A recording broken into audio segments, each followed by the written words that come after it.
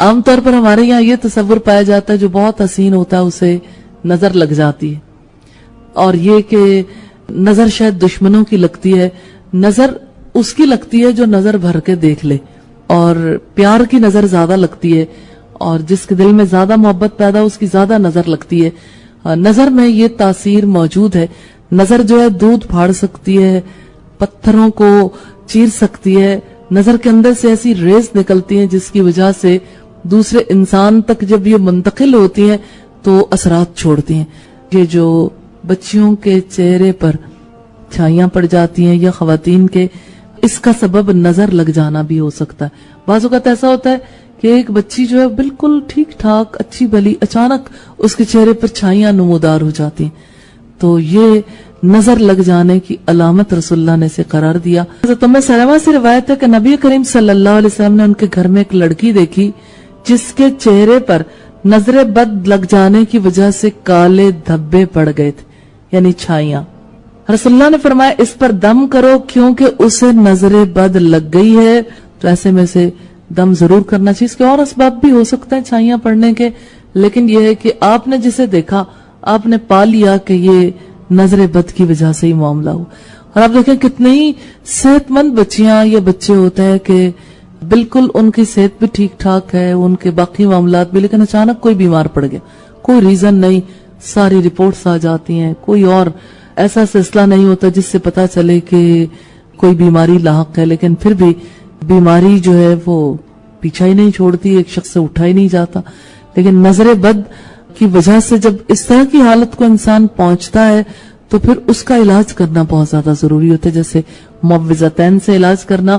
تو دیکھیے اب ہمیں مائکرو ویوز کا تو یقین آ جائے کہ اس کی وجہ سے یعنی ہمیں شعلے دکھائی نہیں دیتے لیکن کھانا پک جاتا ہے، اور ہمیں بہت ساری اور ریز کا بھی یقین آ جائے، جیسے جو ریز انسان دریافت کر چکے ہیں ان میں ایکس ریز ہیں، یا اسی طرح سے بہت ساری اور ریز بھی ہیں۔ اگر کوئی کہتا ہے کہ نظر نہیں لگتی تو اس کا مطلب ہے کہ عقل کی کمی ہے، کیونکہ جس چیز کو کسی نے نہیں دیکھا تو کم از کم یہ دیکھے کہ جو سچا بتانے والا بتا رہا ہے، صادق ہے، جس کے دشمنوں نے بھی اعتراف کیا تھا کہ اس کی بات سچی ہے، تو اس کی بات پر ضرور بیلیف کرنا چاہیے کہ نظر کا لگنا برحق ہے۔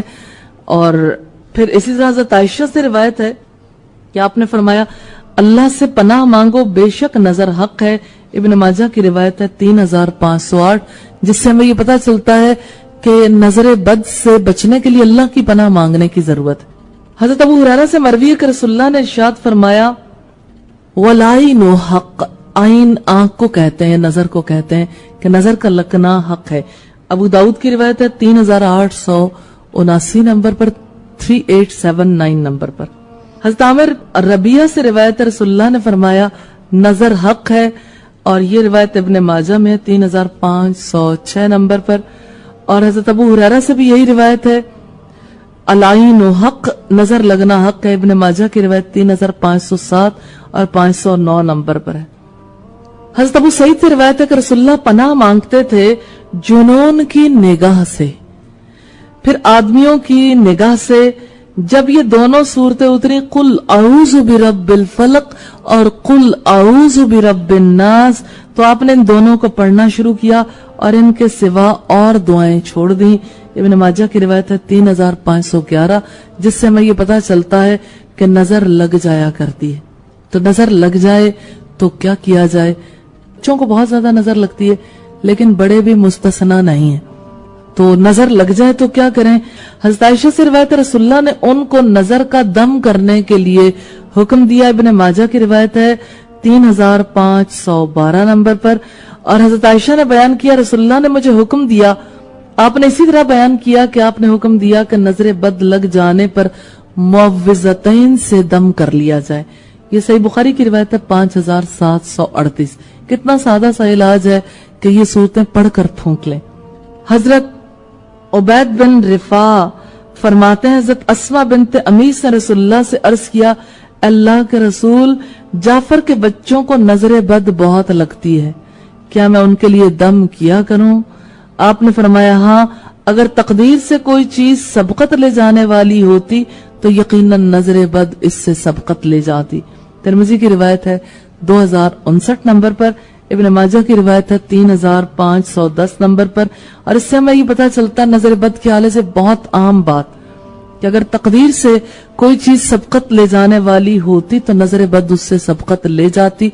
तो इसका मतलब यह है कि अल्लाह की तकदीर में अगर नजर लगना ना हो तो नजर नहीं लग सकती, लिहाजा अल्लाह से पनाह जरूर मांगनी चाहिए, जैसा कि नबी सल्लल्लाहु अलैहि वसल्लम ने पनाह मांगी और पनाह मांगनी सिखाई। नजर बद लगने से गुस्ल करना। अबू उमामा बिन साहल बिन हनीफ से रिवायत है कि साहल बिन हनीफ उनके बाप नहा रहे थे कि आमिर बिन रबिया इधर से गुजरे। उन्होंने कहा मैंने तो ऐसा आदमी नहीं देखा, पर्दे वाली औरत का भी तो ऐसा बदन नहीं देखा। थोड़ी देर गुजरी कि साहल गिर पड़े आमिर की नजर से। लोग उनको रसूलुल्लाह के पास लाए और अर्ज किया साहल की खबर लीजिए, वो गिर पड़ा। आपने फरमाया तुम्हारा गुमान किस पर है, यानी किसकी नजर लगी है इसको? उन्होंने कहा आमिर पर। आपने फरमाया भला ये क्या बात है कि तुम में से कोई अपने भाई को कत्ल करता है नजर बद से। जब तुम में कोई अपने भाई में वो बात देखे जो उसको पसंद आए तो उसके लिए बरकत की दुआ करें। फिर अब सल्लल्लाहु अलैहि वसल्लम ने उसके लिए पानी मंगवाया और आमिर को वुजू करने का हुक्म दिया। उन्होंने अपना मुंह धोया और दोनों हाथ कोहनियों तक कर दोनों घुटने और अपने तहबंद का अंदर का बदन आपने वो पानी साहल पर डालने का हुक्म दिया। सुफियान ने कहा मामर ने जोहरी से यूं रिवायत की कि आपने हुक्म दिया कि वो बर्तन साहल के पीछे से उन पर औंधा दिया जाए। इब्न माजा की रिवायत है 3509, जिससे हमें पता लगता है कि नजर बद के इंतहाई बुरे असरात भी मुरतब होते हैं कि एक सेहतमंद इंसान को बाज़ौक़त गिराट देती है कि इन्हें बुखार आने लग गया था इन्हीं सहाबी को और बिल्कुल उठने के काबिल नहीं रह गए थे, जिसकी वजह से सहाबा कराम ने कहा कि उनकी खबर लीजिए। और फिर आप सल्लल्लाहु अलैहि वसल्लम ने उनके बारे में आमिर को हुक्म दिया था जिसकी नजर लगी थी कि आप वुजू कर दो। तो आप सल्लल्लाहु अलैहि वसल्लम ये वुजू करवाते थे जैसे टब या कोई बड़े लगन में पानी से वुजू करवा लिया और वुजू करने के बाद जैसे बाकी वुजू किया जाता है ऐसे ही घुटने और टखने धोने भी जरूरी हैं।